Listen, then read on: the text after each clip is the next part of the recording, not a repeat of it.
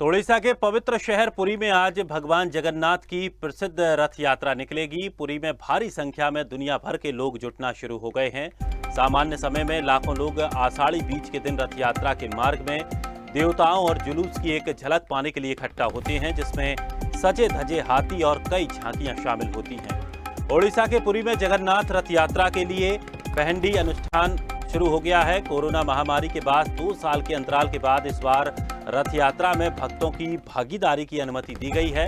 उड़ीसा के पुरी में आज से रथ यात्रा के लिए सभी तैयारियां पूरी कर ली गई हैं। कोरोना के अंतराल के बाद इस बार उत्सव में अधिक से अधिक भागीदारी होने की उम्मीद है और हर साल की तरह इस बार भी आषाढ़ माह की शुक्ल पक्ष की द्वितीय तिथि को उड़ीसा में भगवान जगन्नाथ की विश्व प्रसिद्ध रथ यात्रा की शुरुआत होने वाली है।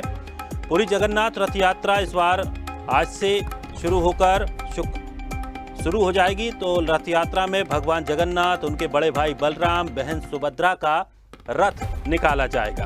तीनों अलग अलग रथ में सवार होकर यात्रा पर निकलते हैं। रथ यात्रा का समापन आषाढ़ शुक्ल एकादशी पर होता है। जो मान्यताएं हैं उनके अनुसार जगन्नाथ रथ यात्रा के दौरान कई नियमों का पालन होता है। बहुत सारी विधियां और परंपराएं अनोखे रूप से इनका पालन किया जाता है। भगवान जगन्नाथ की रथ यात्रा से जुड़ी अनूठी बातें भी हैं, बल्कि स्वयं भगवान जगन्नाथ भी रहस्यमयी हैं। ये सभी जानते हैं। भगवान जगन्नाथ यात्रा के बाद शयन पर जाते हैं, लेकिन माना जाता है कि वो विश्राम करके अपने मौसी के घर जाते हैं। ऐसी वहां पर इन कथाओं को लेकर जो मान्यताएं निकलकर सामने आई हैं।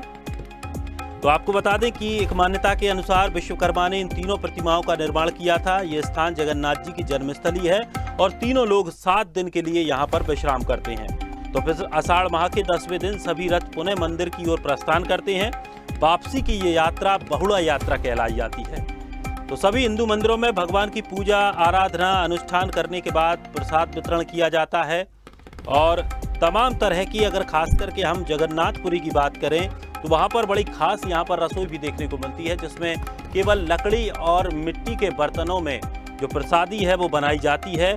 और दुनिया की सबसे बड़ी रसोई जगन्नाथ मंदिर की रसोई को कहा जाता है, जिसमें पूरी प्रसादी मिट्टी के बर्तनों में रखकर पकाई जाती है।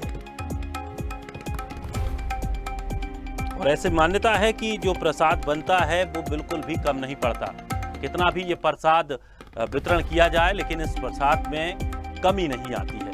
तो आज से भगवान जगन्नाथ की रथ यात्रा की शुरुआत हो गई है। चौक और माचिस की तीलियों से रथ को बनाया गया है। उड़ीसा के पुरी में सभी तैयारियां पूरी कर ली गई हैं। देश भर में भगवान जगन्नाथ की यात्रा और अन्य जगहों पर भी निकाली जाती है, लेकिन पुरी का एक विशेष और खास महत्व होता है।